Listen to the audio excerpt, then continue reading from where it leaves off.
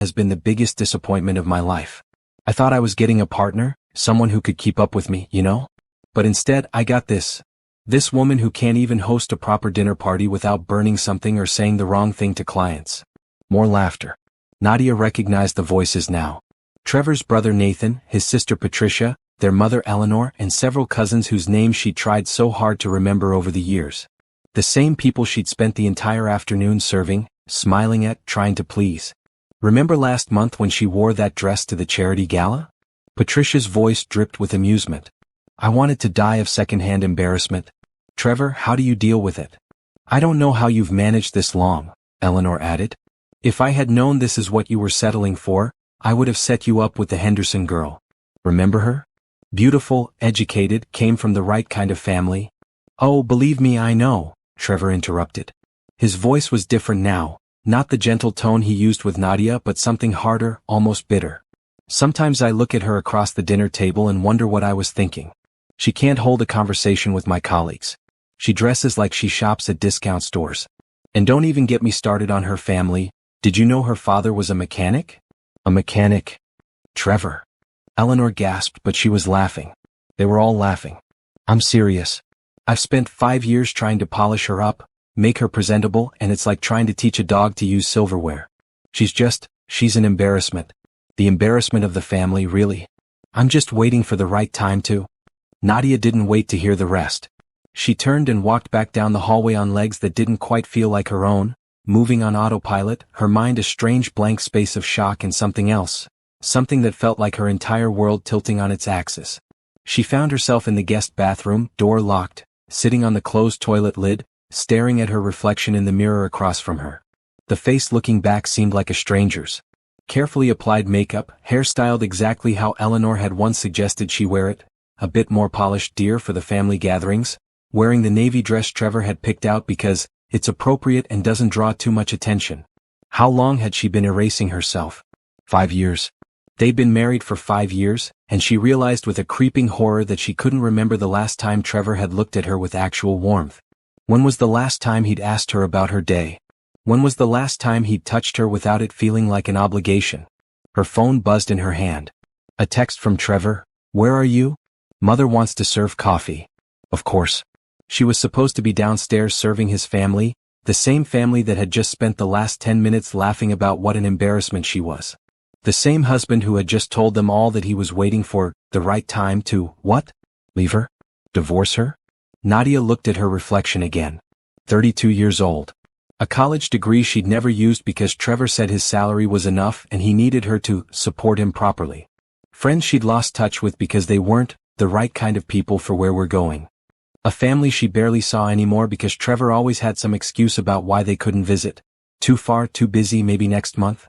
She had become so small, so quiet, so invisible. Except she wasn't invisible. They saw her.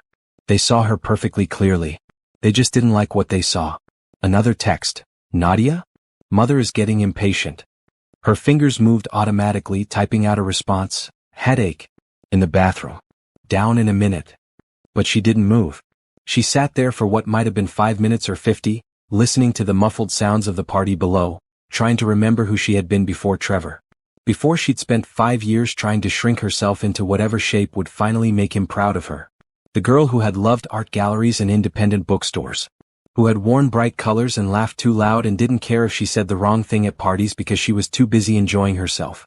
Who had dreams of working in museums or galleries, of being surrounded by beauty and creativity. Who had been happy. When had she stopped being happy?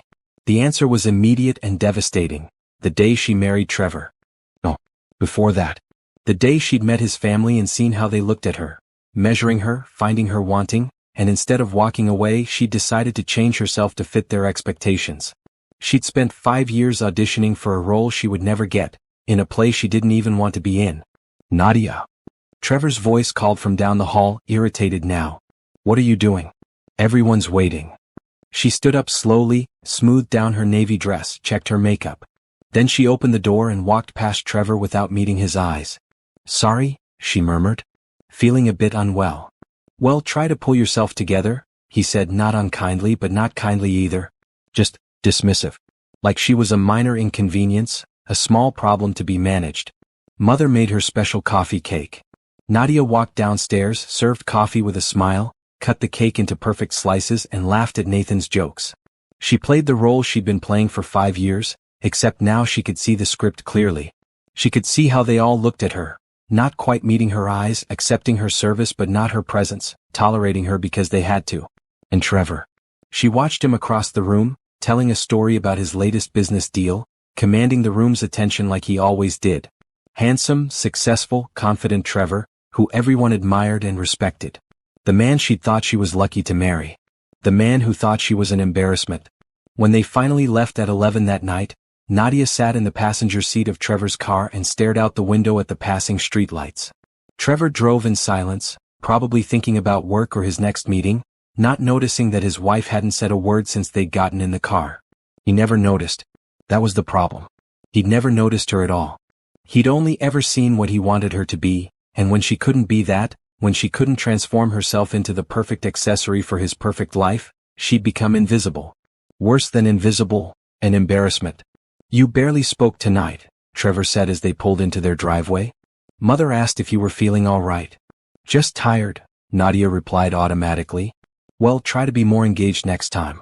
It reflects poorly on both of us when you just sit there like a bump on a log." Like a bump on a log. An embarrassment. A disappointment. A woman who dressed wrong and said wrong things and came from the wrong kind of family. "Okay," Nadia said softly. They went inside. Trevor headed straight for his home office to check a few emails.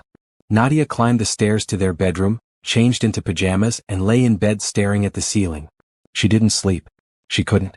Her mind kept replaying the laughter, the casual cruelty, the way Trevor's voice had changed when he talked about her to his family.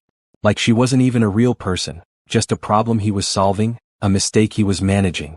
Around 3 in the morning, when she heard Trevor's soft snoring from his side of the bed, Nadia got up and went downstairs to the living room.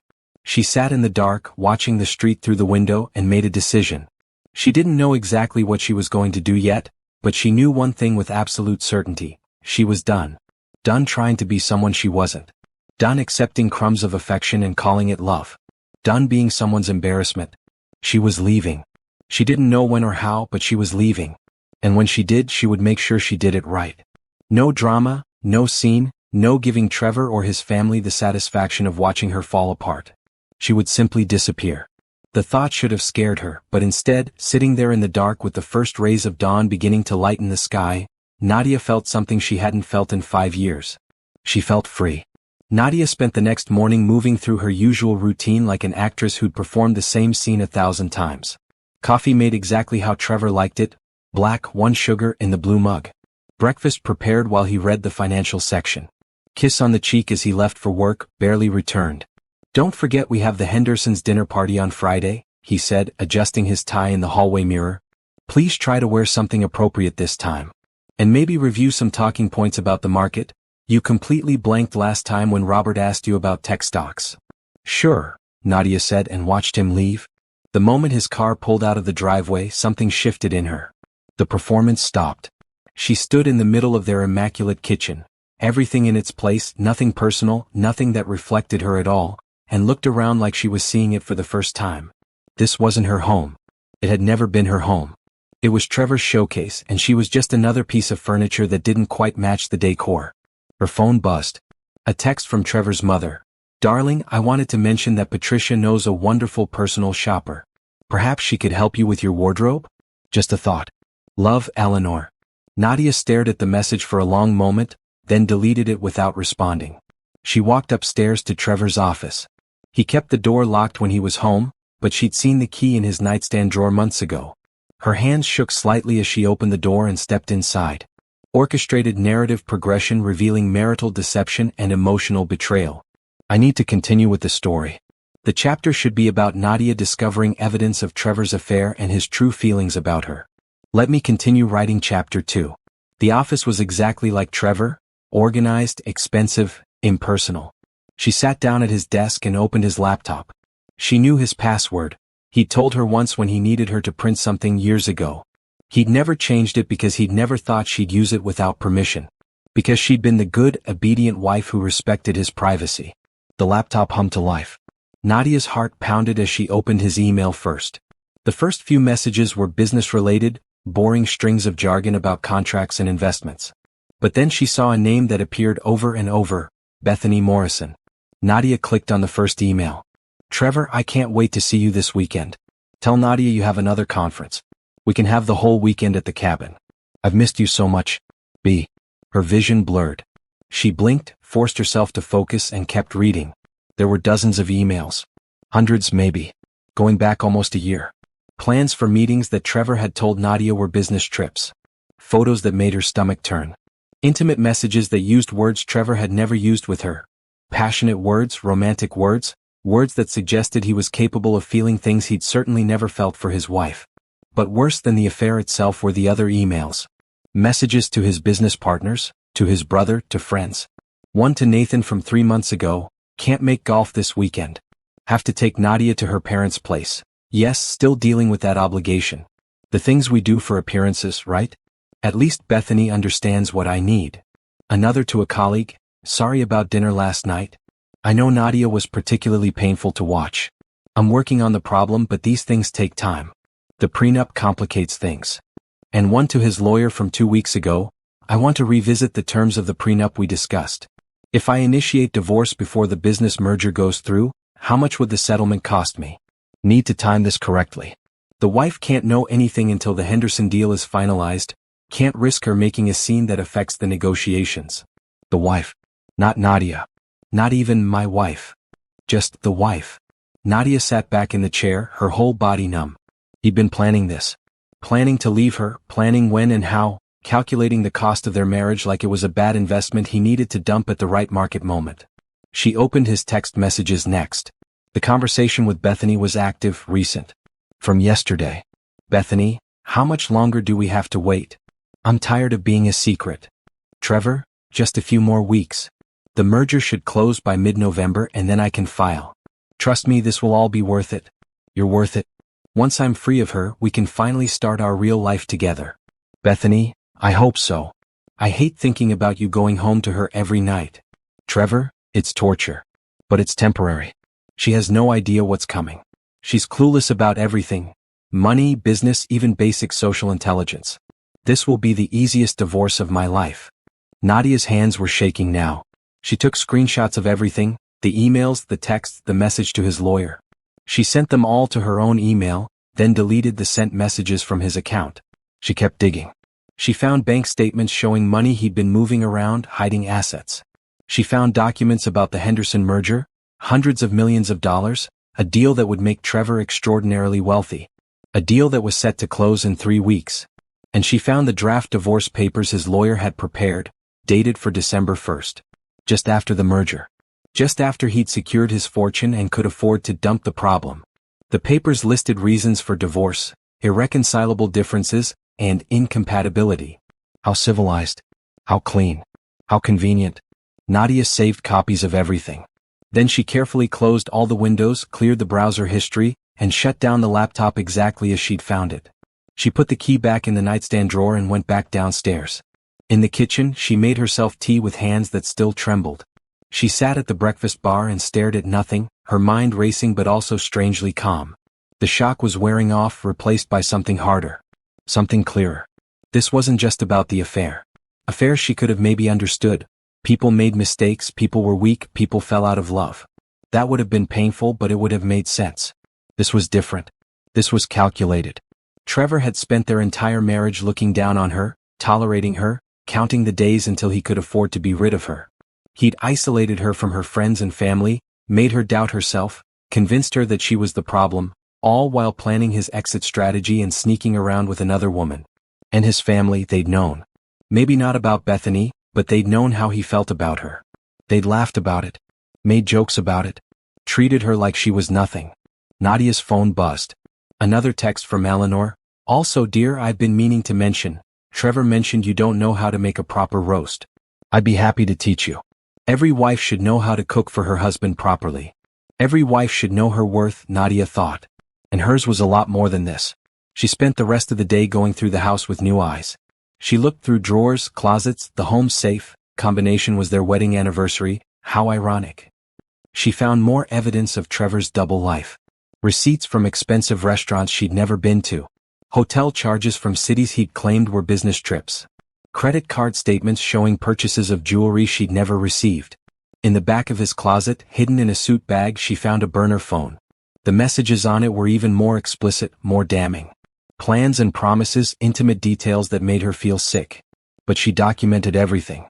Took photos, made copies, sent them all to her secret email account that Trevor didn't know about. By the time Trevor came home that evening, Nadia had a complete picture of her marriage. And it was worse than she'd imagined.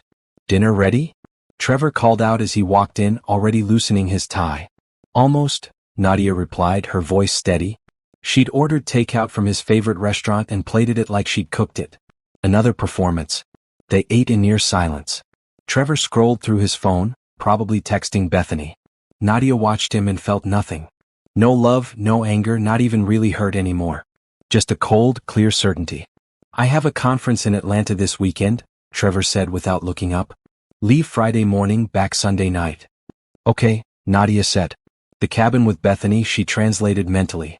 "Try not to blow up the house while I'm gone," he added with a small laugh, like it was a joke. Like she was incompetent even at being alone. "I'll do my best," Nadia replied. That night, while Trevor slept beside her, Nadia lay awake making plans. She had 3 weeks before the merger closed. 3 weeks before Trevor planned to blindside her with divorce papers, probably after securing all the assets in his name. But she wasn't going to wait for Trevor's timeline. She wasn't going to play the role of the clueless wife who got discarded after she'd served her purpose. She'd spent 5 years being who Trevor wanted her to be. Being small, quiet, apologetic, grateful for whatever scraps of attention he threw her way. That version of Nadia was gone now. Dead. Killed by the sound of laughter in her in-laws' sitting room and the cold words in her husband's emails. The woman lying in this bed, staring at the ceiling, planning her escape, she was someone new. Someone who knew her worth. Someone who wasn't going to let Trevor control the narrative. Tomorrow she would start building her exit strategy. She would be methodical, careful, smart. She would make sure that when she left, it would be on her terms, not his. Trevor had called her clueless. He had no idea what was coming. And that, Nadia thought with grim satisfaction, was his biggest mistake. Nadia woke up Friday morning to an empty bed. Trevor had already left for his conference. Really his romantic weekend with Bethany at the cabin. He'd kissed her forehead before leaving, a gesture so automatic and meaningless it made her skin crawl. "See you Sunday," he'd whispered. "Try to do something productive while I'm gone."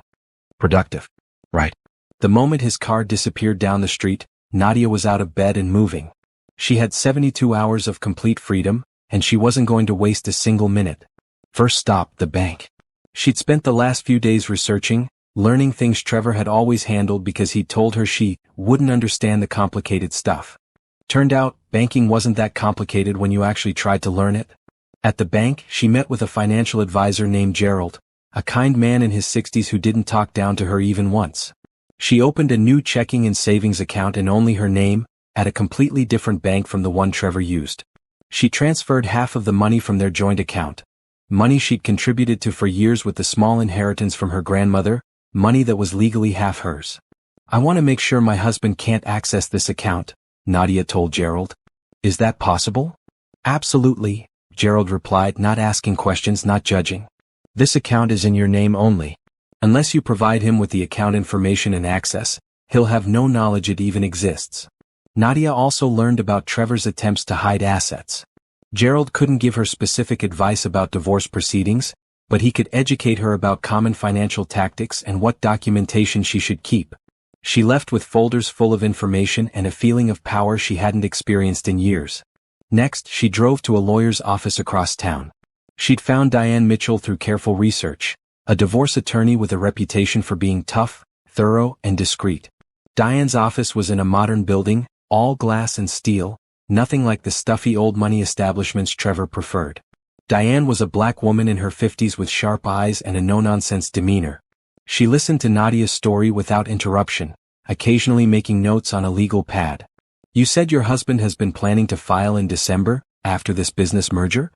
Diane asked when Nadia finished. "Yes. He's been hiding assets, preparing divorce papers, the whole thing." "And you have documentation of all this?" Nadia opened her phone and showed Diane the screenshots and photos she'd collected. Emails, texts, bank statements, Everything. Diane's expression didn't change, but her eyes gleamed with something that might have been satisfaction. This is excellent work, Nadia. You've gathered exactly what we need. What are my options? Several. First, you don't have to wait for him to file. You can file first, which gives you certain advantages. Second, because you have evidence of adultery and asset concealment, we can contest the prenup. It may not be enforceable if we can prove he entered the marriage or conducted himself during the marriage in bad faith. Nadia's heart raced. So I'm not trapped? The prenup doesn't mean I walk away with nothing? Not necessarily. Especially with this evidence. But Nadia, I need to be clear. Divorce litigation can be lengthy and expensive. If your goal is to leave quickly and cleanly, that's one strategy. If your goal is to fight for a fair settlement, that's another. What do you want? Nadia thought about Trevor's emails. The way he'd calculated her worth, planned to discard her, laughed at her with his family. The years she'd spent shrinking herself, apologizing for existing, trying to be good enough. I want fair, she said firmly. I want what I'm legally entitled to, and I want to make sure he can't screw me over. But I also want out. I don't want to drag this out for years just to punish him. I just want what's mine and my freedom. Diane nodded. I can work with that. Here's what I suggest. We prepare all the documentation, but we don't file yet. You take some time to get yourself situated, find a place to live, line up your support system, make sure you're emotionally and practically ready. When you're set, you leave and then we file immediately. We use all this evidence to push for a quick, fair settlement. He won't want this information becoming public, especially not during his big merger. We can leverage that. How long do I have? I'd suggest you leave before he does. Before that December filing date. Don't give him the chance to control the narrative or the timing. Leave when you're ready, but leave strategically. Nadia left Diane's office feeling lighter than she had in days. She had a plan now. She had an ally. She had options. Over the weekend, while Trevor was at the cabin with Bethany, Nadia worked methodically through her list. She contacted her old college roommate, Simone, who lived in Chicago about 6 hours away. They'd been close once, before Trevor had gradually edged her out of Nadia's life with comments about how Simone was too much, and not the kind of friend who'll help you move forward. Nadia. Simone's voice on the phone was shocked and delighted. Oh my God, I've been wanting to reach out for years, but I mean, you stopped returning my calls and I figured you'd moved on. I'm sorry, Nadia said and meant it. I got lost for a while. But I'm finding my way back. She told Simone everything, not the details of the affair but enough. That her marriage was over, that she was leaving, that she needed a place to stay for a little while until she got on her feet. You can stay as long as you need, Simone said immediately. I have a guest room that's just collecting dust. When are you thinking? Soon. Maybe 2 weeks? 3 at most. Whenever you're ready. And Nadia? I'm proud of you. I know I don't know all the details, but I know it takes guts to leave. You're stronger than you think. Nadia also reached out to her younger brother, Isaiah, who she'd barely spoken to in 3 years. Trevor had always found reasons why they couldn't visit, why Isaiah's phone calls came at inconvenient times, why family gatherings were too much drama. Isaiah answered on the second ring. Nadia? Is everything okay? Hearing his voice made her chest ache. Not really, but it's going to be. Can we talk? They talked for 2 hours. Nadia told him about Trevor, about the marriage, about everything she'd discovered. Isaiah listened, his anger building. I knew something was wrong, Isaiah said. Mom and I both did. But every time we tried to reach out, Trevor would answer your phone or you'd make excuses. We thought maybe you just didn't want us around anymore. Never, Nadia said, crying now. I never wanted that. I lost myself. Well, you're finding yourself again, Isaiah said firmly. And when you leave that jerk, you're not going to be alone. You've got family who loves you. Real family, not those pretentious assholes he calls relatives. Nadia also spent the weekend boxing up her personal belongings, things Trevor had never cared about. Her books, her old art supplies, photos from before the marriage, the jewelry her grandmother had left her. She stored the boxes in the back of her closet, ready to go. She researched jobs in Chicago, updated her resume, reached out to a few contacts from her old museum studies program. She'd let those connections lapse, but when she explained she was relocating and looking for opportunities, several people responded with leads and encouragement. She even scheduled an appointment with a therapist in Chicago for her second week there. She knew this wasn't going to be easy, that leaving was just the first step in a long journey of healing and rebuilding. Sunday evening, Trevor came home tanned and relaxed, smelling like expensive cologne and someone else's perfume. "How was your weekend?" he asked absently, dropping his bag by the door for Nadia to deal with. "Quiet," she replied. "Productive." "Good.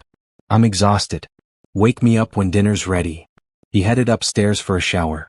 Nadia stood in the kitchen, listening to the water run, and felt nothing but contempt. Over the next 2 weeks, Nadia continued her preparations. She made copies of every important document: tax returns, insurance policies, property deeds, investment statements. She documented every asset they owned. She took photos of everything in the house, time-stamped and detailed, in case Trevor tried to claim she'd taken things that weren't hers. She withdrew cash in small amounts that wouldn't raise red flags. She got a new phone on her own plan. She rented a storage unit and started moving boxes there, a few at a time, whenever Trevor was at work. She played her role perfectly.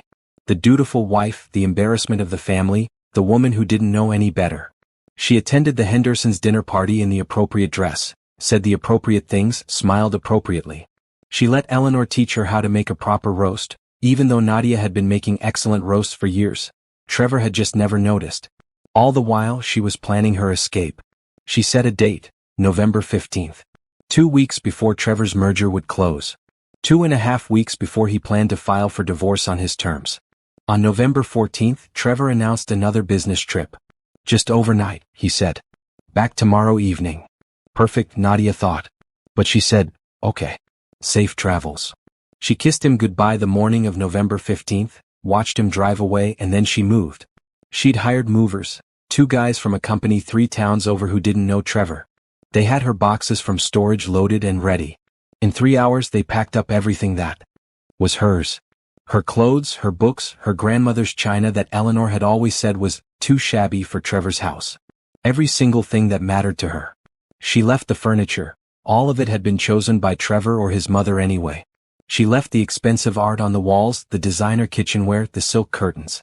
She took her life back, piece by piece, box by box. By noon, the house looked almost exactly the same, just slightly emptier in ways Trevor probably wouldn't even notice. Her closet was bare, but he never looked in there. Her bathroom counter was clear, but he had his own bathroom. Nadia walked through the house one last time. 5 years she'd lived here, and it had never felt like home. It felt like a museum, cold and perfect and lifeless. A place where she'd been a guest who'd overstayed her welcome. In the kitchen, she left her wedding ring on the counter. Just the ring, nothing else. No note, no explanation. Let him wonder. Let him guess. Let him feel a fraction of the confusion and hurt she'd felt.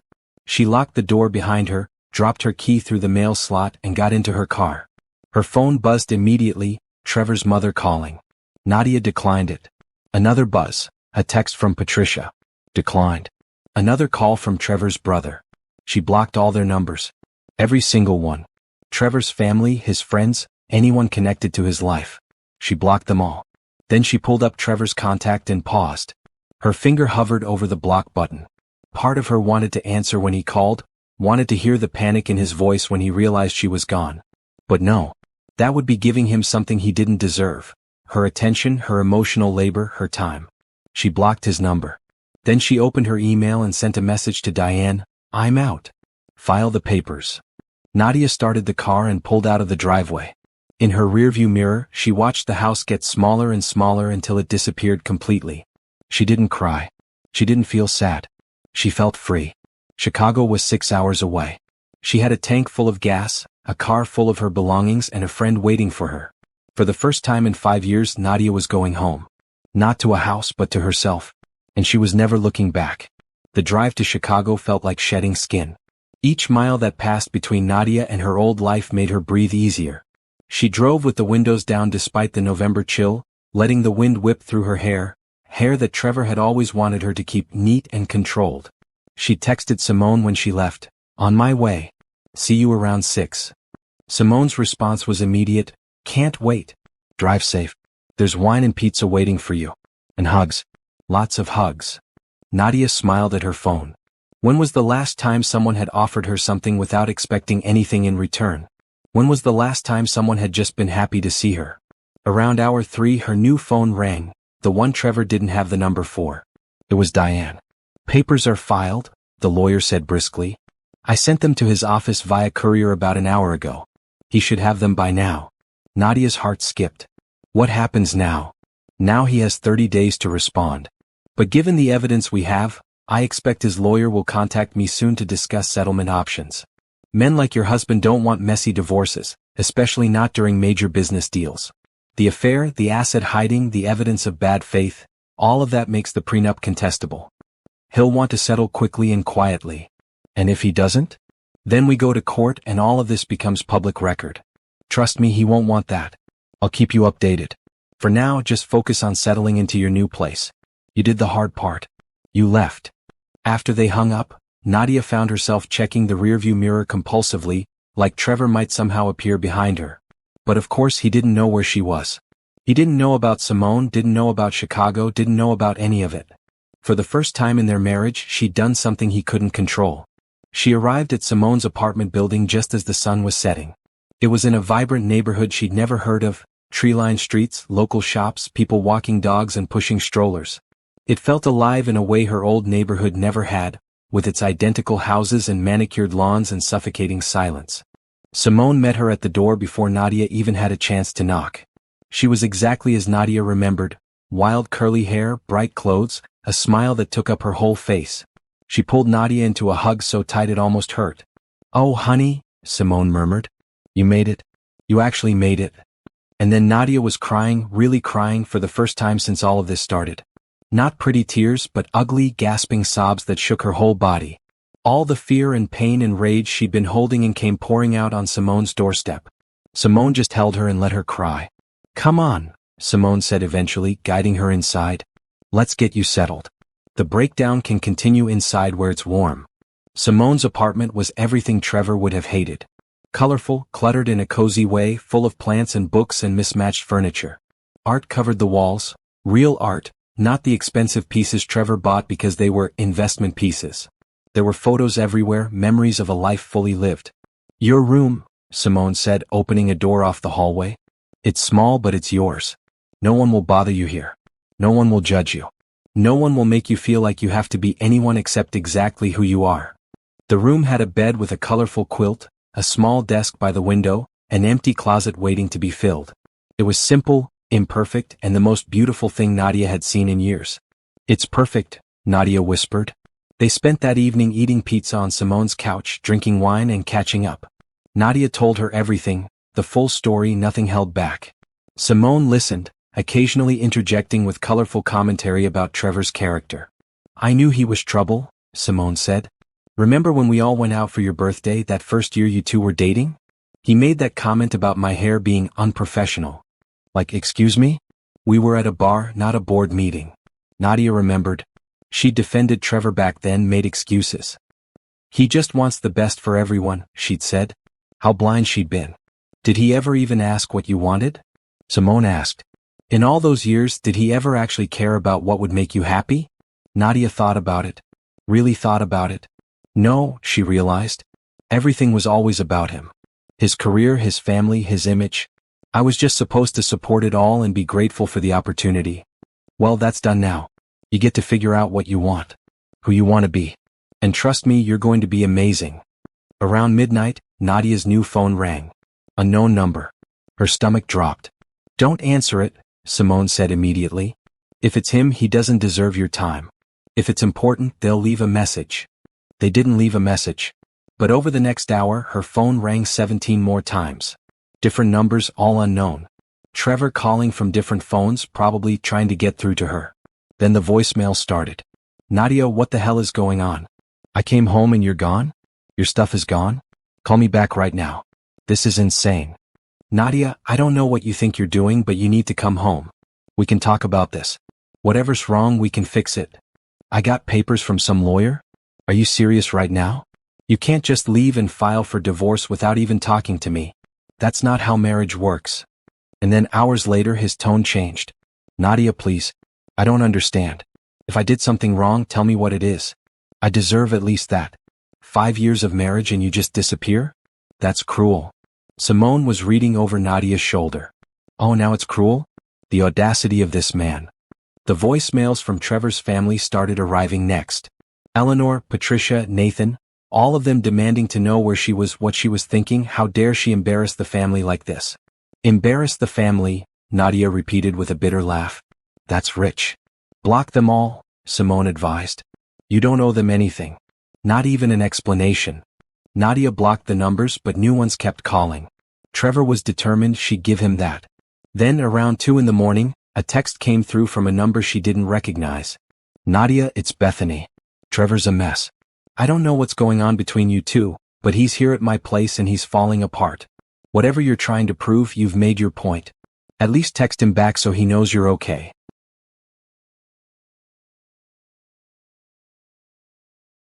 Nadia stared at the message for a long moment. Then she showed it to Simone. The nerve, Simone said. The absolute nerve of this woman. Nadia typed out a response. Trevor's at your place? Funny. He told me he was at a conference. I guess we both know what kind of conferences he attends. Don't contact me again. She blocked that number too. Good, Simone said. Now put the phone away and get some sleep.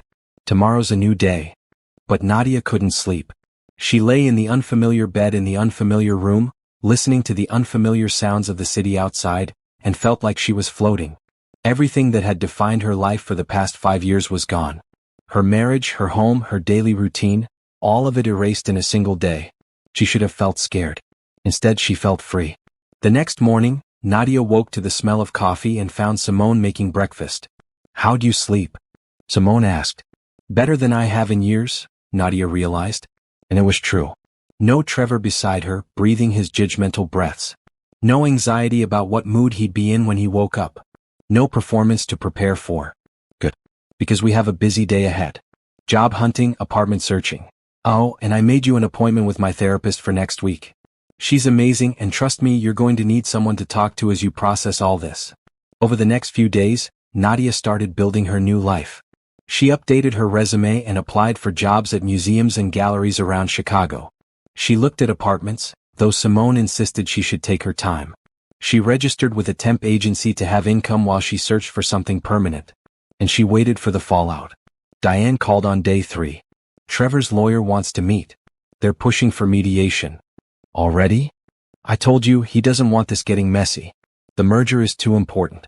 His lawyer knows that with our evidence, they're not in a strong position. They want to settle fast. What do they want? They're willing to negotiate on the prenup terms. Significantly. I think we can get you a fair settlement, Nadia. Not just what the prenup said, but what you actually deserve. How fair? We're talking several $100,000, maybe more. Plus your share of any assets acquired during the marriage. And I'll make sure he covers all your legal fees. Nadia felt dizzy. She'd left expecting nothing but her freedom. The prenup had been ironclad, or so Trevor had always told her. How is that possible? Because the prenup is worthless if we can prove he entered the marriage in bad faith or committed fraud. And honey, hiding assets while planning a secret divorce? That's fraud. The affair is just the cherry on top. He violated the terms of the marriage, which voids the prenup. His lawyer knows this. They want to settle before we file all this evidence in court. So what do I do? Leave it to me. I'll negotiate. You just keep building your new life. Word spread somehow. By week 2, Nadia started getting friend requests on social media from people she'd gone to college with, old co-workers from before Trevor, friends she'd lost touch with. Somehow they'd heard she was in Chicago, that she'd left Trevor. She accepted the requests carefully, rebuilding connections slowly. One message came from a girl named Rachel who'd been in her art history program. Hey, I heard you're in Chicago now. I'm the curator at the Riverside Gallery. We're actually looking for an assistant curator. Would you be interested? Nadia stared at the message. The Riverside Gallery. She'd read about it, a mid-sized gallery known for supporting emerging artists and innovative exhibitions. Exactly the kind of place she'd dreamed of working before Trevor had convinced her to be realistic. She typed back, very interested. Can we set up a meeting? By week 3, Nadia had a job interview scheduled, a therapist she'd met with twice, and a small studio apartment lined up to move into next month. She had her own money, her own plans, her own life. And Trevor? Trevor had the merger, the mistress, and the slowly dawning realization that his biggest embarrassment had been underestimating his wife. Diane called with news. They've agreed to our terms. $450,000 lump sum, plus your car, plus full legal fees, plus your portion of the retirement accounts. You walk away free and clear, and this whole thing will be finalized in 60 days. He agreed to that? His lawyer strongly encouraged it. The alternative was me filing all our evidence in public court, right as his merger was being finalized. The scandal would have cost him millions, potentially killed the whole deal. $450,000 was cheap to make you go away quietly. Make her go away. Even now, that's all she was to him, a problem to be solved with money. But the difference was now Nadia was okay with that. She didn't want Trevor's love or respect anymore. She didn't want his family's approval. She just wanted her freedom and a fair shake. And she was getting both. Tell them we have a deal, Nadia said. But I have one condition. What's that? I never have to see or speak to him again. All communication goes through you. If he tries to contact me directly, the deal's off. Done. I'll add it to the agreement. That night, Simone took Nadia out to celebrate. They went to a small wine bar in a neighborhood Trevor would have called too ethnic, or not our kind of place. They drank too much wine, laughed too loud, and didn't care who heard them. To new beginnings, Simone toasted. To new beginnings, Nadia echoed. But later, alone in her temporary room, Nadia looked at herself in the mirror. She'd cut her hair shorter, stopped wearing the appropriate clothes, started dressing like herself again. She barely recognized the woman looking back at her. But this woman, this new version, looked happy, looked free, looked alive. Trevor had called her an embarrassment.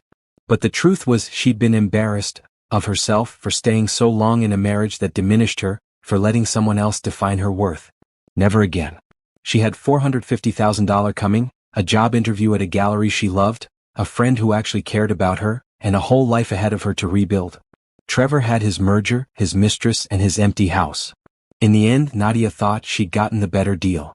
Trevor Henderson's carefully constructed world began to crumble exactly 72 hours after he signed the divorce settlement agreement.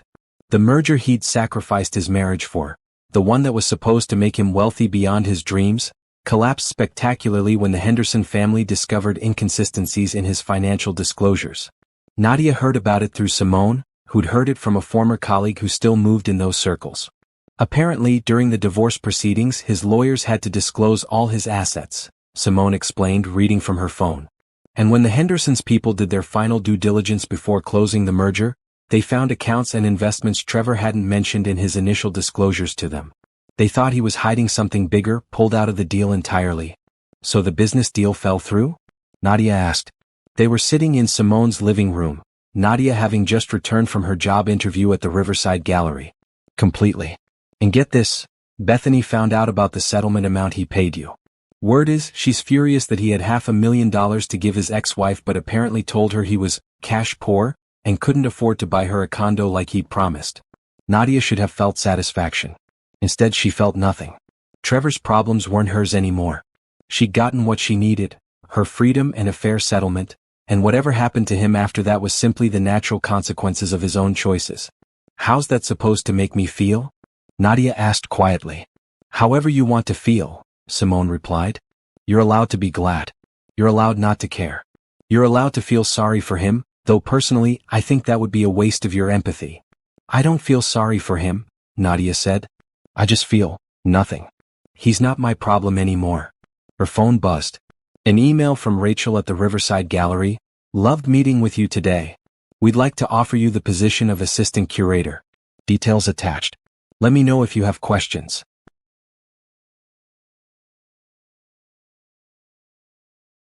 Nadia's hands trembled as she opened the attachment. The salary wasn't huge, but it was enough to support herself. More importantly, it was hers. A job she'd gotten on her own merit in a field she loved, at a place that valued her. I got it, she whispered. Simone, I got the job. Simone squealed and pulled her into a hug. Of course you did. You're brilliant and talented and exactly what they need. That night, Nadia called her brother Isaiah to share the news. That's amazing, sis, Isaiah said, and she could hear the pride in his voice. I'm so happy for you. And hey, Mom wants to know when she can come visit. She's been asking every day since you left Trevor. Mom wants to visit? Nadia felt her throat tighten. She'd been so worried that her family would be disappointed in her for leaving her marriage, for giving up on something she'd committed to. Are you kidding? She's been planning it since you told us you were leaving.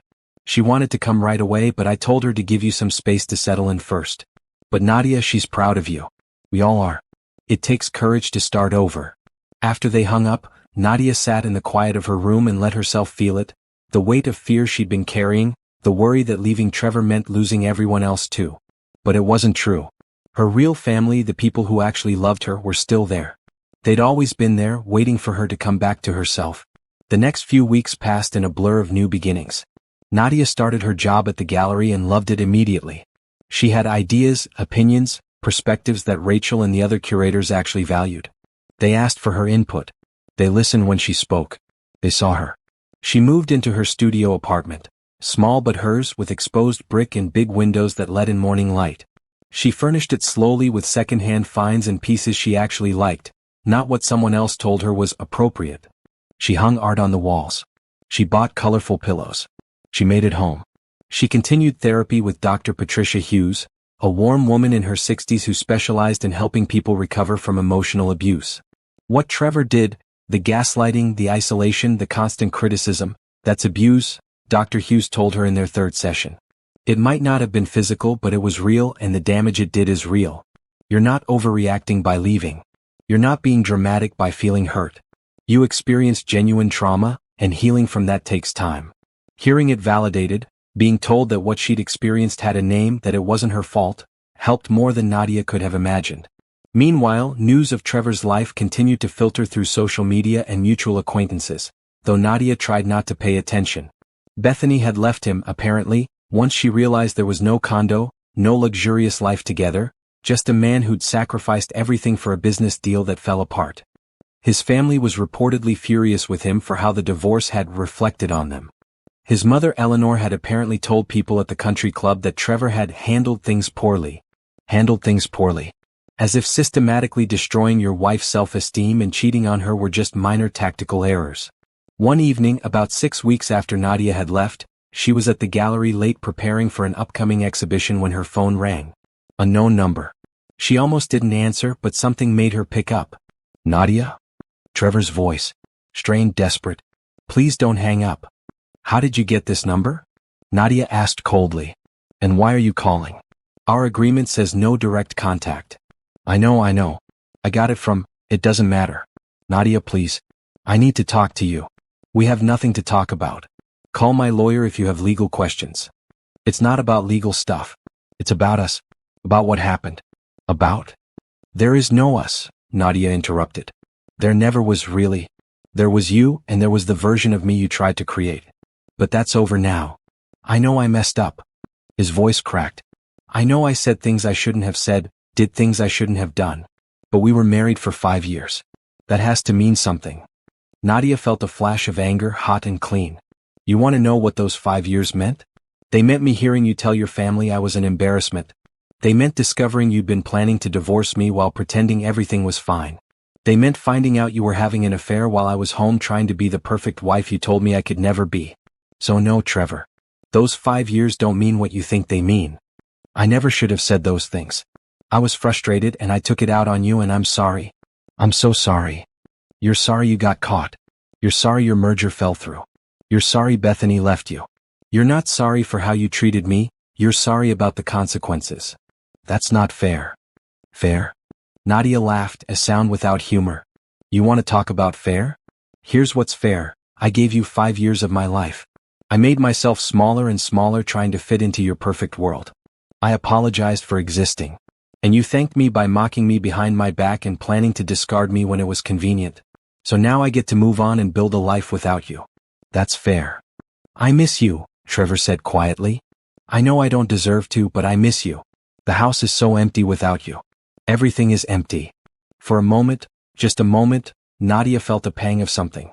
Not pity exactly. Just recognition that this man, despite everything, was human and hurting. But his pain wasn't her responsibility. It had never been her responsibility to manage his emotions, to make his life full, to be enough for him. I'm not coming back, Trevor. Not now, not ever. I'm happy here. I have a job I love, friends who actually care about me, a life that's mine. You gave me that, in a way. You made the decision to leave so easy. Nadia. Goodbye, Trevor. She hung up and immediately blocked the number. Her hands shook slightly as she set the phone down. Dr. Hughes had told her this might happen, that Trevor might try to contact her, to pull her back in, especially once his life fell apart. Abusers often try to hoover their victims back when they've lost control, Dr. Hughes had warned. They'll apologize, promise to change, anything to regain that power. You need to stay strong. Nadia didn't feel strong in that moment. She felt shaky and sad, mourning not the man Trevor actually was, but the man she'd once hoped he could be. She called Dr. Hughes' emergency line. The therapist called back within 10 minutes. He called me, Nadia told her. And I told him no. I told him I wasn't coming back. How do you feel about that? Proud, Nadia realized. And sad. But mostly proud. That's completely normal, Dr. Hughes assured her. Grief isn't linear. You can be sad about losing the fantasy of what you hoped the marriage would be, while still being certain you made the right choice to leave. Those feelings can coexist. After the call, Nadia returned to setting up the gallery exhibition. The show was featuring emerging black artists from the Midwest, and she'd spent weeks helping select pieces and arrange the space. It was meaningful work, important work, and it was hers. Her phone buzzed with a text from Simone. Dinner at my place? Made your favorite. Nadia smiled. Real friendship, freely given, no strings attached. Be there in an hour. As she walked through the gallery space, adjusting lights and checking labels, Nadia thought about Trevor's phone call. He'd said the house was empty without her. But the truth was, the house had always been empty. What he missed wasn't her, he'd never really known her. He missed the idea of her, the convenience of having someone to blame, someone to manage his life, someone to make him feel important. She didn't miss him at all. She didn't miss the house or his family, or the life they'd built. It had never been her life. It had been a performance, and she'd finally walked off the stage. Her real life was here now, in this gallery, in Simone's apartment, in therapy sessions and Sunday phone calls with Isaiah, in the small moments of joy she was learning to recognize again. Trevor got the empty house. Nadia got herself back. And that, she thought as she locked up the gallery and headed to Simone's, was more than a fair trade. 3 months into her new life, Nadia stood in front of a room full of people and spoke about art for the first time in years. It was a gallery talk for the Emerging Artists exhibition, and she'd spent the week before terrified she'd mess it up, say the wrong thing, embarrass herself. But when she started speaking, something clicked. The words flowed naturally as she discussed the themes in the artwork, the artist's techniques, the cultural context. People listened. They asked questions. They engaged with her ideas. A few even approached her afterward to continue the conversation. You're a natural, Rachel told her as they cleaned up after the event. I knew you would be. You have this way of making art accessible without dumbing it down. That's a rare gift. Really? Nadia asked, still not quite able to believe it. Really? In fact, I wanted to talk to you about taking on more public-facing responsibilities. Educational programs, curator talks, maybe even some writing for our website and catalogs. If you're interested. Interested? Nadia was thrilled. These were exactly the kinds of opportunities Trevor had convinced her she wasn't capable of. I'd love that.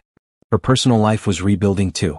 She'd reconnected with old friends, made new ones, started building a social circle that actually nourished her instead of draining her. She went to museums on weekends. She took a painting class. She read books Trevor would have called frivolous. She existed loudly, messily, joyfully. Her mother and Isaiah visited for a weekend, and Nadia showed them around Chicago with pride. They met Simone, saw her apartment, came to the gallery. You seem different, her mother said over dinner that first night. Lighter. Like you can breathe again. I can, Nadia replied. I forgot what that felt like. Isaiah squeezed her hand. We're proud of you, sis. It couldn't have been easy to start over like this. It was the easiest hard thing I've ever done, Nadia said. Leaving was hard. But everything after that? That's been the easy part. The divorce was finalized in February, exactly 94 days after Nadia had walked out of Trevor's house. Diane called to tell her it was official. You're free, the lawyer said. And the settlement check will be deposited in your account within 3 business days. Free. The word felt huge, important, real. Nadia splurged on a proper bed for her apartment. Not an expensive one, just a comfortable one that was hers. She bought art from the gallery, pieces by the emerging artists whose work she loved.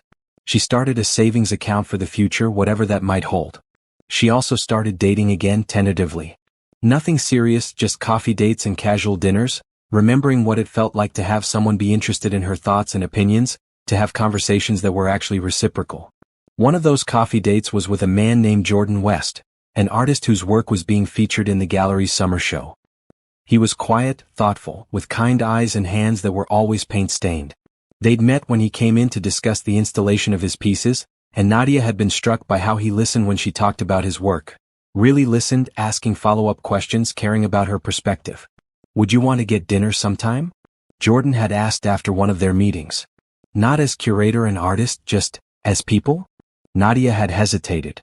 Dr. Hughes had warned her about jumping into new relationships too quickly, about the importance of being solid in herself before letting someone else in. "I'd like that," she'd said. "But I need to be honest, I just got out of a really difficult marriage. I'm not looking for anything serious right now. I'm still figuring out who I am on my own." Jordan had smiled. "That's fair. How about we just be friends who have dinner sometimes? No pressure, no expectations. Just good food and good conversation." They'd been having those dinners for a few weeks now, and Nadia found herself looking forward to them. Jordan was easy to talk to, never pushy, never trying to fix her or change her. He told her about his art, his struggles as a black artist trying to make it in a competitive field, his own past heartbreaks. She told him about Trevor, about the marriage, about rebuilding. "You're brave," Jordan said one evening over Thai food. "A lot of people would have stayed. It's safer even when it's awful." "I didn't feel brave," Nadia admitted. "I felt terrified. I still feel terrified sometimes. That's what bravery is though. Being scared and doing it anyway." Around this time, Nadia started hearing through the grapevine that Trevor's life was continuing to spiral. He'd lost several clients after the Henderson merger fell through. His reputation in business circles was damaged. He'd moved out of the house, couldn't afford it anymore apparently, and was renting a small condo. Part of Nadia, the part that Dr. Hughes said would take longer to heal, felt guilty about this. Like somehow his downfall was her fault for leaving, for taking the settlement money, for not being there to support him. But the stronger, healthier part of her knew the truth. Trevor's problems were his own making. He'd hidden assets, lied to business partners, cheated on his wife, and treated everyone in his life as tools to serve his ambition. The consequences he was facing weren't because Nadia left. They were because his house of cards had finally collapsed under its own weight. "You didn't cause this," Dr. Hughes reminded her in therapy. "You extracted yourself from a toxic situation. What happened to him after that is not your responsibility." Nadia was learning to accept that.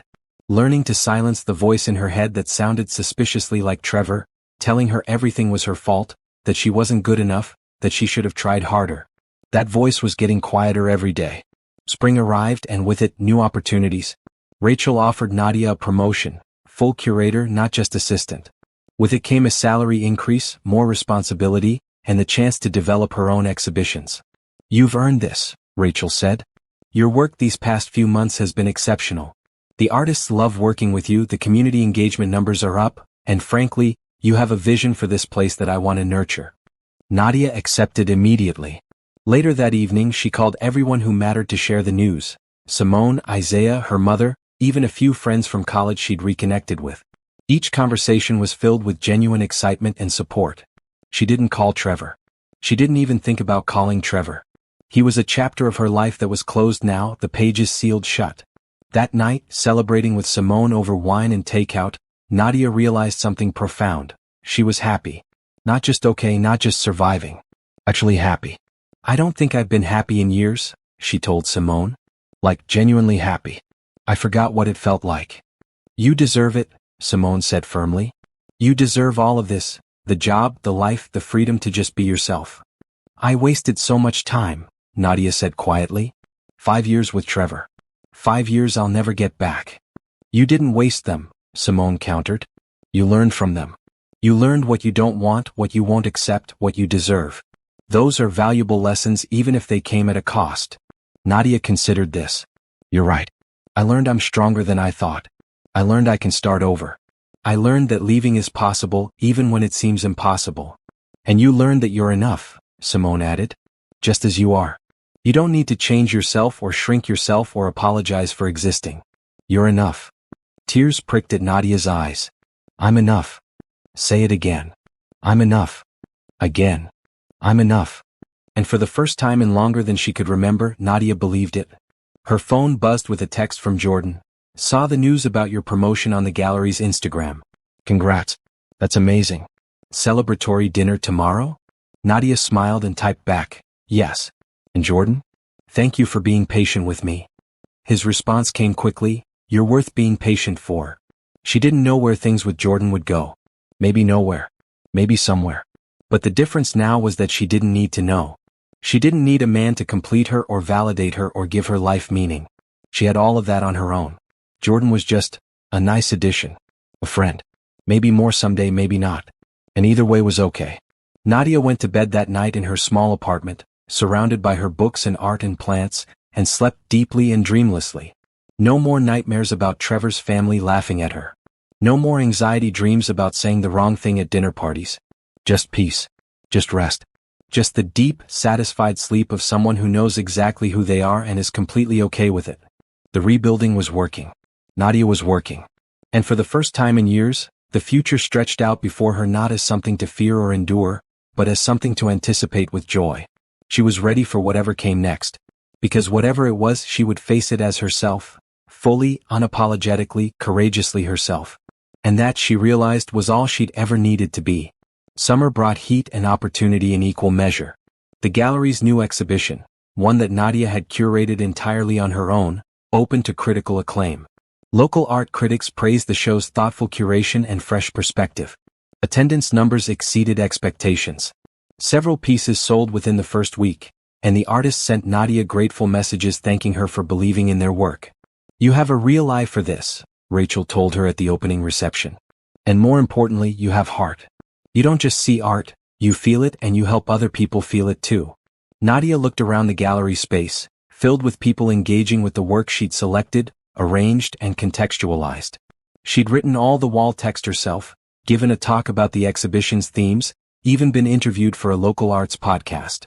6 months ago, she would have been terrified to put herself forward like that. Now it felt natural. "Thank you for taking a chance on me," Nadia said to Rachel. "I didn't take a chance. I recognized talent. There's a difference." Jordan attended the opening, of course. His own work was featured in a group show in the next gallery over. They'd been seeing each other regularly now, not officially dating but something more than friendship. They took long walks around the city, visited other museums and galleries together, talked about art and life and their respective healing journeys. "I was married before too," Jordan had told her one evening. "It ended badly. She wanted me to give up art, get a real job, be someone I wasn't. It took me years to feel like myself again after it ended." "Do you ever regret leaving?" Nadia had asked. "Never. Not once. I regret staying as long as I did. I should have left sooner." Nadia understood that feeling completely. At the opening reception, Jordan found her during a quiet moment. "This show is incredible.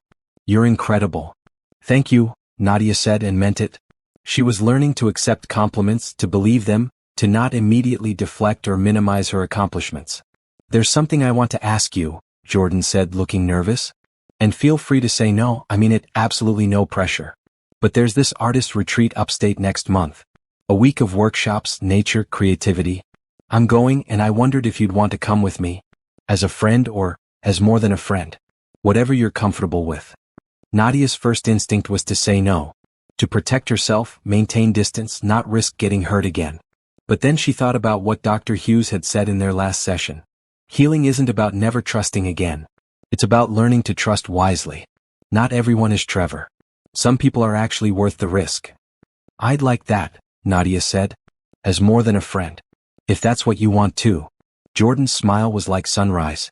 "That's definitely what I want." They kissed for the first time that night, outside the gallery after the reception ended, under streetlights and stars. It was gentle and tentative and nothing like kissing Trevor had been. With Trevor, kisses had felt like obligations, performances. This felt like coming home. The next few weeks brought more changes. Nadia was invited to speak on a panel about emerging artists at a museum conference. She said yes even though the idea terrified her. A regional arts magazine asked to interview her about her curatorial approach. She said yes to that too. She also joined a book club that Simone's friend hosted, started volunteering at a community arts center, and took up yoga. She was filling her life with things that brought her joy, with people who appreciated her, with experiences that made her feel alive. "You're glowing," her mother said during one of their weekly phone calls. "I can hear it in your voice. You sound happy." "I'm happy, Mom. Really happy." "Good. You deserve it, baby.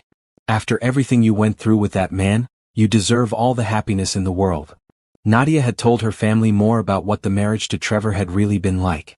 Not immediately, she'd needed time to process it first, but gradually in conversations that helped them all understand what she'd survived. Her mother had cried. Isaiah had been angry. But they'd all supported her, validated her experience, and reminded her that she was loved unconditionally. It was a gift, being reminded that love didn't have to come with conditions, that she didn't have to earn affection by being someone she wasn't. One Saturday in July, Nadia was at a coffee shop writing wall text for an upcoming exhibition when someone approached her table. Nadia? Nadia Anderson? She looked up and recognized a woman from her and Trevor's old neighborhood. Jennifer something, one of the country club wives who'd always looked at Nadia with barely concealed disdain. Hi, Nadia said cautiously. I just wanted to say, I heard about the divorce, and I wanted to apologize. Jennifer shifted her weight awkwardly. I wasn't nice to you. None of us were. We followed Eleanor's lead and she decided you weren't good enough for Trevor, so we all treated you like you weren't good enough either. That was wrong. Nadia didn't know what to say. Part of her wanted to tell Jennifer exactly what she thought of her and the rest of Trevor's social circle. But a bigger part of her just felt tired of holding on to anger. Thank you for saying that, Nadia said simply. For what it's worth, Jennifer continued, Trevor's not doing well. He's bitter and angry and blames everyone but himself for how things turned out. A lot of us have distanced ourselves from him. His behavior toward you, what we heard about after the divorce, it was inexcusable. What did you hear? Jennifer looked uncomfortable. That he was cheating on you. That he'd been planning to divorce you for months while pretending everything was fine. That he said terrible things about you to his family. I feel awful that I contributed to making you feel unwelcome. You deserved better. I did, Nadia agreed. But I'm getting better now. So thank you for the apology. I appreciate it. After Jennifer left, Nadia sat for a long moment processing the encounter. She'd spent so much energy in that marriage trying to win over Trevor's friends and neighbors, trying to fit in, trying to prove she belonged. And now here was one of them, apologizing, acknowledging that she'd been treated badly. It should have felt vindicating. Instead it just felt sad. Sad that she'd wasted time caring about the opinions of people who'd never really mattered. Sad that she'd let their judgment make her feel small. But also grateful. Grateful that she'd escaped. Grateful that she'd built a new life where people valued her for who she actually was. She returned to her writing, the interaction already fading in importance. Jennifer's apology was nice, but it didn't change anything. Nadia didn't need validation from Trevor's world anymore. She had her own world now and it was infinitely better. The artist's retreat with Jordan was magical. A week in the woods, surrounded by creative people, making art and thinking and talking and laughing. Jordan painted while Nadia sketched and wrote and allowed herself to be creative in ways she hadn't since before the marriage. They hiked together, cooked meals with the other artists, stayed up late talking about everything and nothing. And yes, they shared a cabin, shared a bed, shared intimacy that was warm and real and so different from what Nadia had experienced with Trevor. I care about you, Jordan told her one night as they lay together, windows open to let in the sounds of the forest. I know we're taking this slow and I respect that. But I want you to know I see you. The real you. And I think you're extraordinary. Nadia felt tears prick her eyes. I care about you too. And I think I'm finally ready for this. For us. For whatever this becomes. No pressure, Jordan said, kissing her forehead. We have time. Time. Yes, they had time. Nadia wasn't in a rush anymore. She wasn't trying to force herself into someone else's timeline or expectations. She was just living her life, day by day, moment by moment, building something real and solid in hers. When they returned to Chicago, Nadia felt more settled than ever. Her life had shape now, substance. She had work she loved, friends who supported her, a developing relationship with someone who respected her, and most importantly, she had herself. The woman she'd lost somewhere in her marriage to Trevor, she'd found again, or maybe she'd created someone new, someone stronger and wiser and more authentic.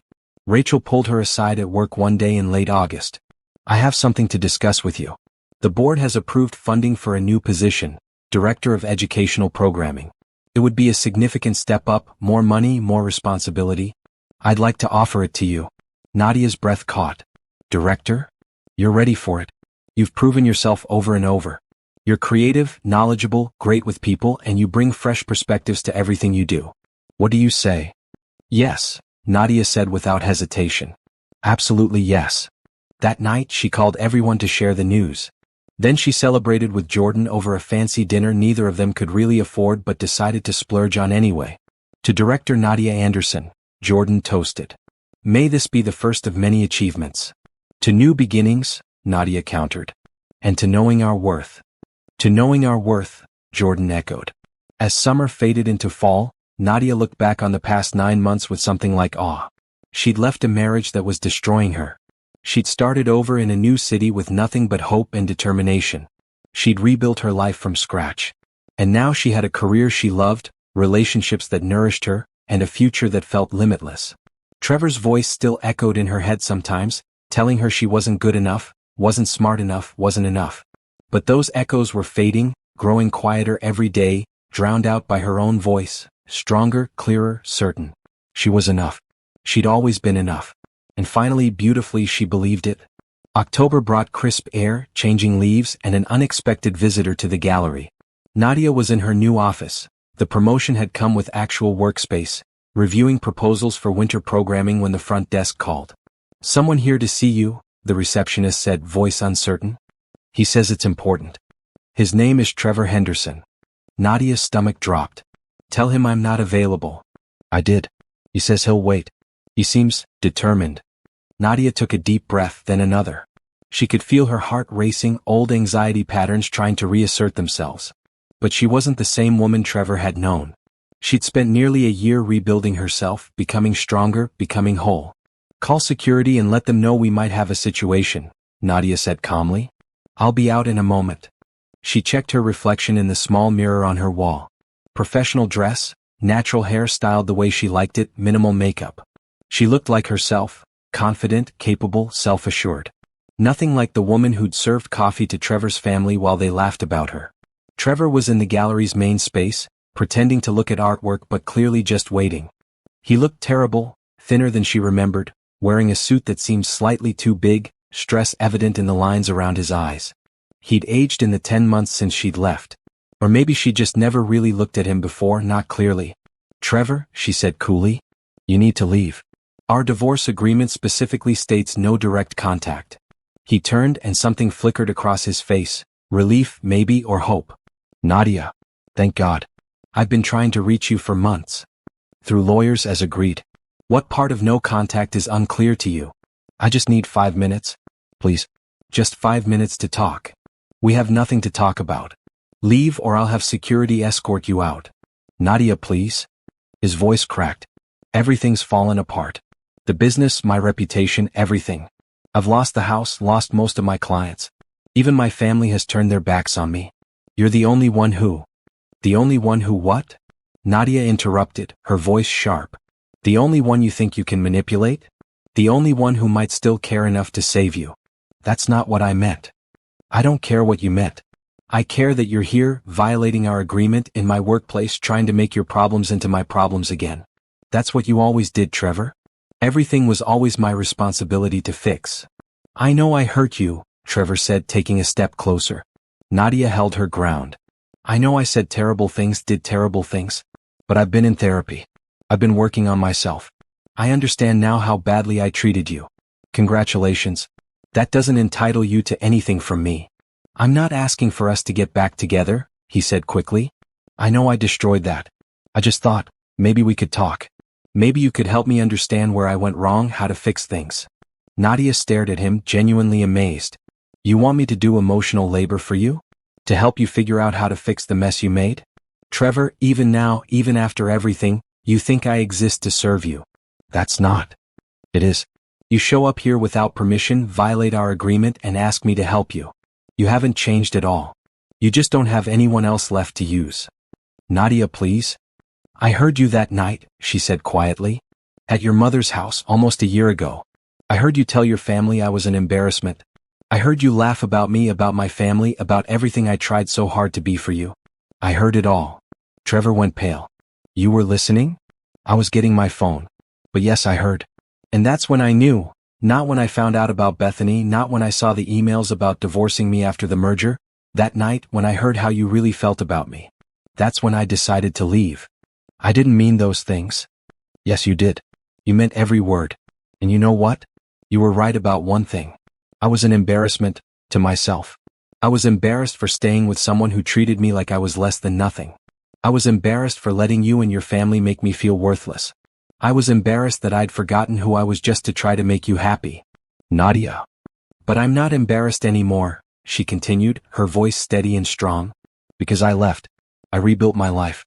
I found work I love, people who value me, a partner who respects me. I found myself again. And the best part? None of it has anything to do with you. I can change, Trevor said desperately. If you just give me a chance. I'm not giving you anything, Trevor. Not my time, not my energy, not my emotional labor. You had 5 years of chances and you used every one of them to make me feel small. I'm done making myself small for anyone. Security arrived then. 2 men Nadia had alerted when she'd first come out to the gallery floor. Everything okay here? One of them asked.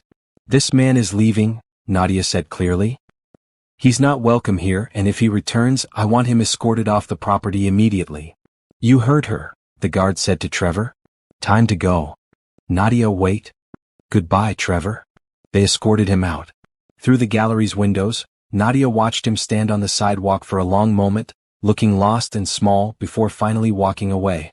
She stood there for several minutes after he'd gone, her hands shaking slightly, adrenaline coursing through her system. But underneath the physical response was something else, a sense of completion, of closure, of finality. Rachel appeared beside her. Are you okay? That looked intense. That was my ex-husband, Nadia said. Coming here to ask for help fixing his life. Are you kidding me? After what he put you through. He genuinely believed I might help him. That's how little he understood about what he'd done, what the marriage was really like. Even now, he thinks he's the victim. What do you need? Rachel asked simply. Do you need to take the rest of the day? Do you need to talk? Do you need me to file a restraining order? Nadia considered. No. I just need to get back to work. I have a programming proposal that's due tomorrow, and I'm really excited about it. Rachel looked at her with something like admiration. You're amazing, you know that? I'm learning, Nadia replied. That evening she met Jordan at their favorite coffee shop. She told him what had happened, needing to process it with someone who understood. How do you feel? Jordan asked.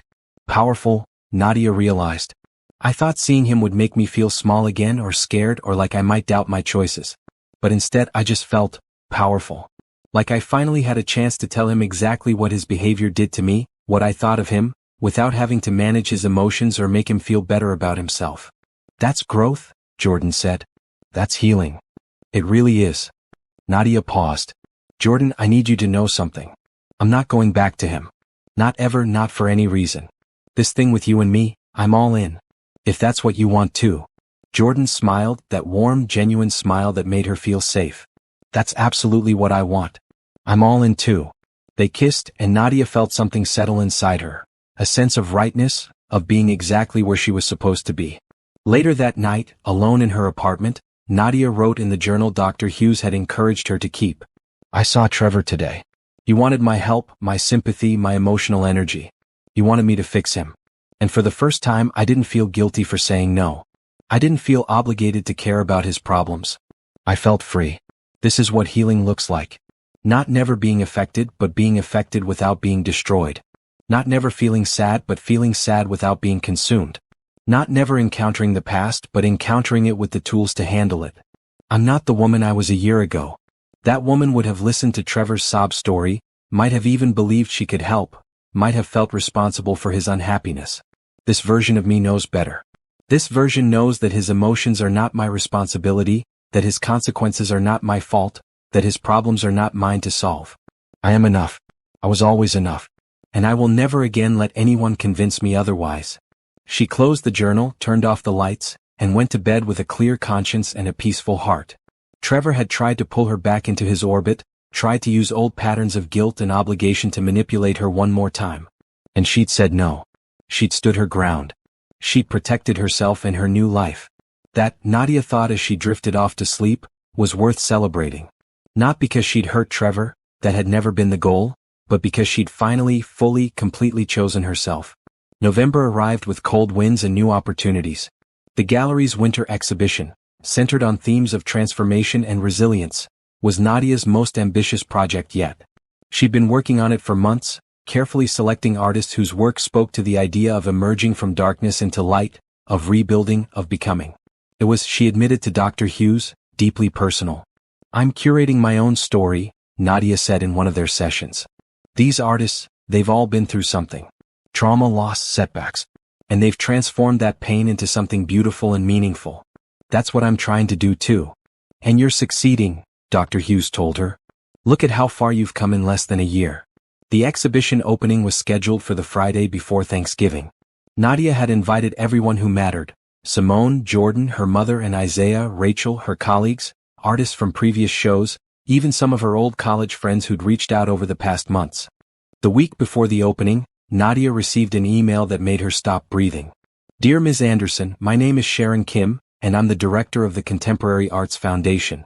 We've been following your work at the Riverside Gallery with great interest. Your curatorial vision, particularly your focus on emerging voices and themes of resilience, aligns perfectly with our mission. We're currently searching for a senior curator for our new initiative supporting Black and minority artists in the Midwest. We'd love to schedule a conversation with you about this position. Best regards, Sharon. Nadia read the email 3 times. The Contemporary Arts Foundation was one of the most respected arts organizations in the region. A senior curator position, there would be a massive leap forward in her career. More resources, more visibility, more opportunity to make real impact. She called Rachel immediately. I just got a job offer. Well, an interview offer. From the Contemporary Arts Foundation. Rachel was quiet for a moment. That's huge, Nadia. That's incredible. Are you upset? What? No. I'm thrilled for you. Also slightly devastated because you're irreplaceable here, but mostly thrilled. When's the interview? I haven't responded yet. I wanted to talk to you first. Nadia, if you don't respond to that email in the next 5 minutes, I'm going to be very disappointed in you. This is an amazing opportunity. Take it. She did take it. The interview was scheduled for the Monday after the exhibition opening, and Nadia spent the weekend preparing while also finalizing exhibition details. The opening itself was magical. The gallery was packed with people, all there to celebrate art about survival, about transformation, about hope. Nadia gave a talk about the exhibition's themes, her voice steady and confident, and received enthusiastic applause. Her mother hugged her tightly afterward.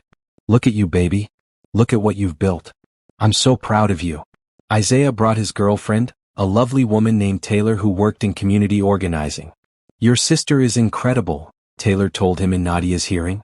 The way she talks about art, you can tell she loves what she does. Jordan stood beside her throughout the evening, supportive but not overbearing, there when she needed him but giving her space to shine. At one point he whispered, "You're in your element. This is where you belong." Simone cornered her near the end of the night, wine in hand and tears in her eyes. "Remember when you showed up at my door almost a year ago? You were so broken, so lost. Look at you now. You're glowing. You're powerful. You're free." "I couldn't have done it without you," Nadia said honestly. "You did do it without me. I just gave you a place to land. You did the hard work." After the reception ended and the crowd dispersed, the core group, Nadia, Jordan, Simone, and Rachel, went out for late-night food at a diner that served breakfast at midnight. To Nadia, Rachel toasted with her coffee mug. "And to the future, whatever it brings." To the future, they echoed. The interview with the Contemporary Arts Foundation went even better than Nadia had hoped. Sharon Kim and 2 other board members asked thoughtful questions about her curatorial philosophy, her vision for supporting emerging artists, her thoughts on making art accessible to diverse communities. Nadia answered with confidence, sharing her experiences and ideas without second-guessing herself. "You have a unique perspective," Sharon told her at the end. "You understand what it means to be underestimated, to have to prove yourself, to fight for recognition. That empathy comes through in your work. It's exactly what we need." They offered her the position 3 days later. Senior curator, with a salary that made her eyes water, benefits that actually included things like mental health support and professional development, and the resources to make a real difference in the arts community. "I accept," Nadia said without hesitation. She gave Rachel a month's notice, feeling both excited and guilty. The Riverside Gallery had given her a chance when she needed it most. "Don't you dare feel bad," Rachel told her firmly. "You're ready for this. Go change the world." Thanksgiving that year was different from any Nadia had experienced in recent memory. Instead of sitting at Trevor's family's table feeling judged and inadequate, she hosted dinner at her apartment for Simone, Jordan, Isaiah, and Taylor. Her mother came too, flying in for the long weekend. They cooked together, laughed together, told stories. There were no loaded comments about Nadia's cooking or appearance or worth. There was just love, freely given, no strings attached. "I'm grateful for all of you," Nadia said during their makeshift grace. "A year ago I didn't think I could survive. Now I'm sitting here with people who actually care about me, doing work I love, living a life that's mine. Thank you for being part of my journey."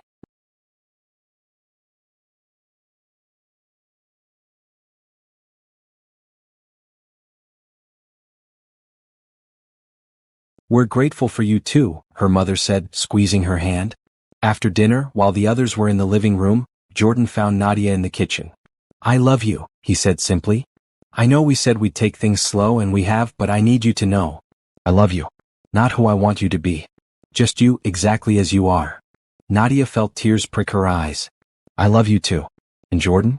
Thank you for being patient with me. Thank you for letting me heal at my own pace. Always," he said and kissed her. Early December brought news that made Nadia laugh with grim satisfaction. Through the grapevine, specifically through someone in Trevor's old business circles who followed the gallery on social media, she heard that Trevor had been forced to file for bankruptcy. The failed merger, the legal fees from the divorce, the damage to his reputation, it had all caught up with him. Bethany had apparently sued him for breach of promise. Nadia hadn't even known that was still a thing. His mother was reportedly mortified by the scandal. Several of his old friends and business associates had cut ties. "How do you feel about that?" Dr. Hughes asked when Nadia mentioned it in therapy. "Honestly? Nothing.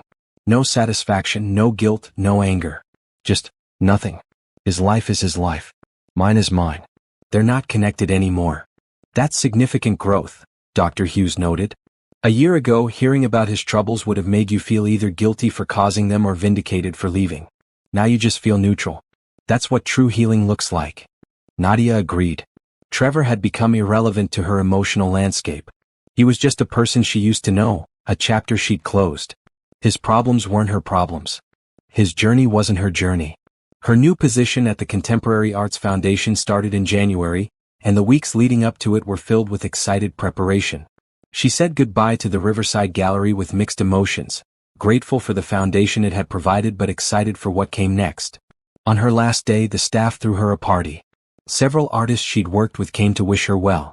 Rachel gave a speech about how Nadia had transformed the gallery's programming and inspired everyone around her. "You came to us a year ago looking for a fresh start," Rachel said. "You gave us so much more than that. You brought vision, passion, and heart. We're going to miss you terribly, but we're so excited to see what you do next." That evening, Nadia sat in her apartment and reflected on the past year. She'd started 2024 as a woman who didn't know her own worth, trapped in a marriage that diminished her, believing she was lucky to be tolerated. She was ending it as a senior curator at a major arts foundation, with a partner who loved and respected her, with family and friends who valued her, with confidence in her abilities and her future. The transformation was almost unbelievable. But it was real. She'd done the work, the therapy, the self-reflection, the slow rebuilding of her life and identity.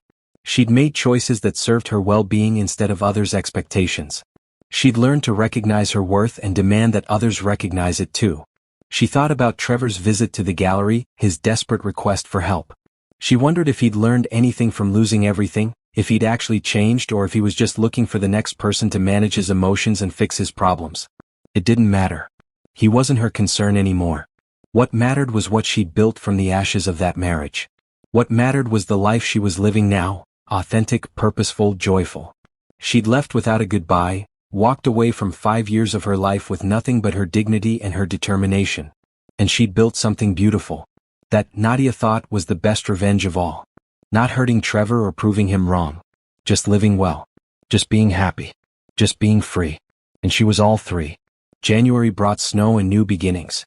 Nadia's first day at the Contemporary Arts Foundation felt like stepping into a dream she hadn't known she was allowed to have. The foundation's offices were in a converted warehouse, all exposed brick and natural light, with gallery space on the main floor and offices above. Her workspace had windows overlooking the city, a real desk, a budget that made her previous resources seem laughable.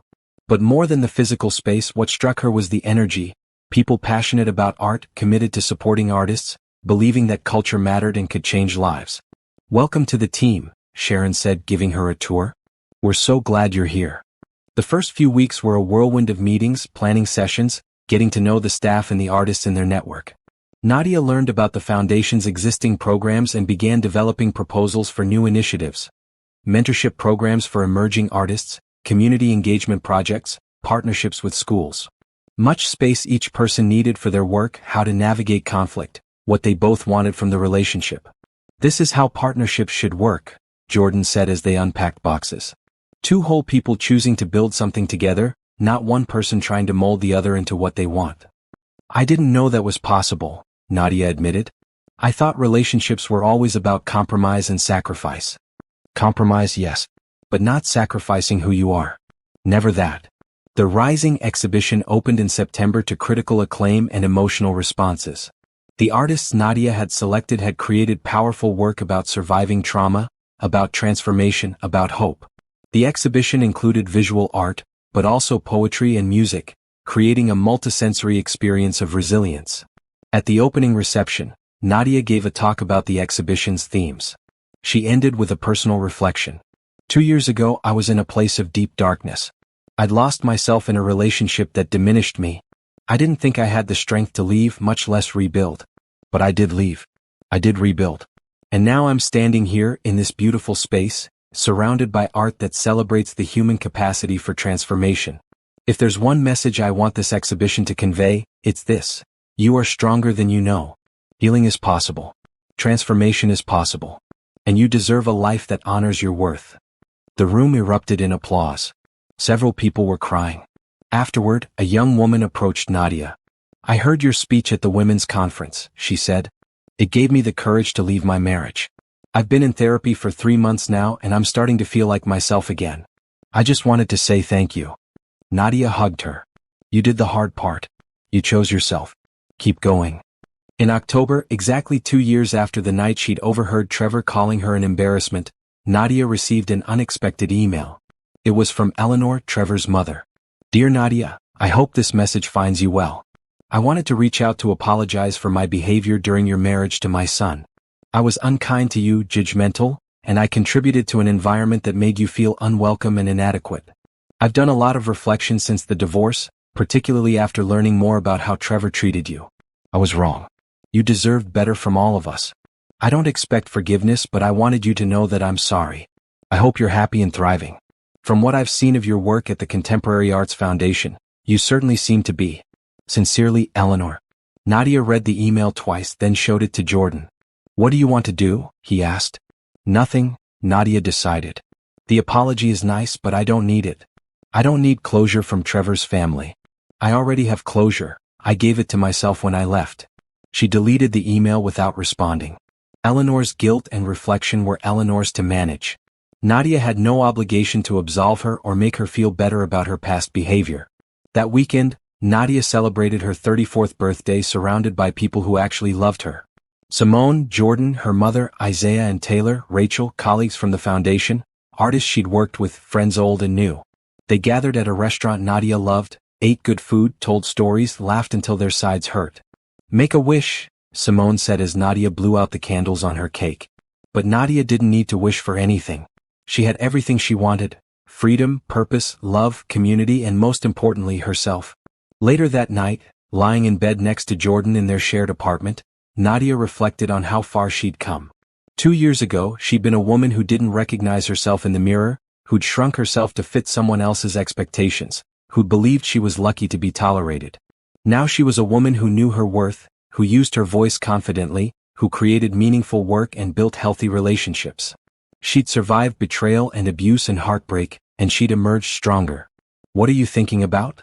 Jordan asked sleepily. How happy I am, Nadia said. How grateful I am that I left. How glad I am that I found my way here, to this life, to you. I'm glad too. Though for the record, you found your way to you first.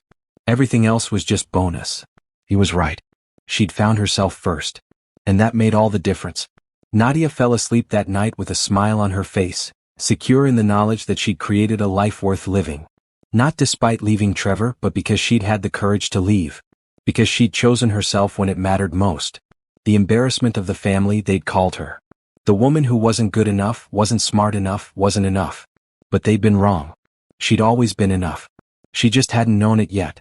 Now she did. And she would never forget it again. The ending wasn't about revenge or showing Trevor what he'd lost. It wasn't about him at all. It was about Nadia discovering that the life she'd been searching for had been inside her all along, just waiting for permission to emerge. She'd given herself that permission. And in doing so, she'd given herself everything.